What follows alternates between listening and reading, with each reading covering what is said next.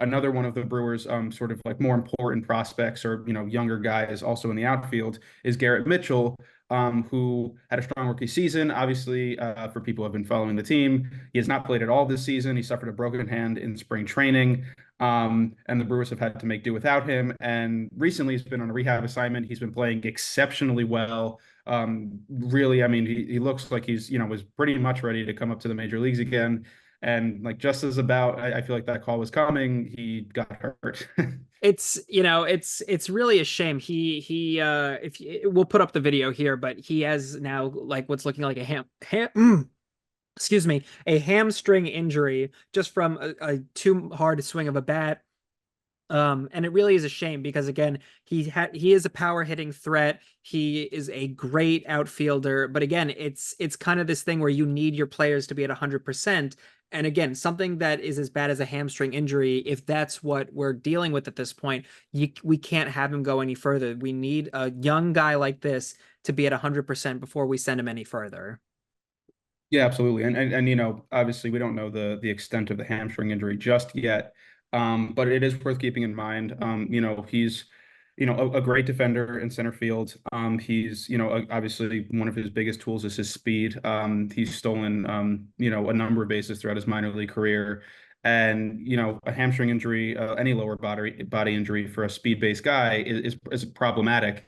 And so obviously, again, the Brewers have been so, generally so good this season without him that they'll be able to slow play it, if it requires an extension to his injury list stint, I should say, and a setback in rehab, so be it. Obviously, I know Brewers fans want to see him come up and start taking at bats in the majors again, especially given again his performance during his rehab assignment. But patience is key. Again, the Brewers are a young team that they have the depth necessary to sort of you know manage the storm. But yeah, I think that again, seeing a guy as talented as Garrett Mitchell have to deal with, these injuries in such an important season for him in his development, it's tough.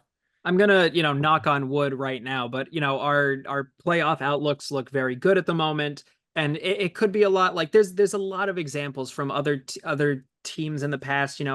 If you look at, I'm thinking of like the Orioles last year. Made it to the playoffs, and then they brought up a lot of their younger players because some of their veteran players got injured and they didn't want to blow their playoffs, so they started bringing up the younger players. That might be the case when it comes to Garrett Mitchell. If he is healthy, and if again, knock on wood, we make it to the playoffs.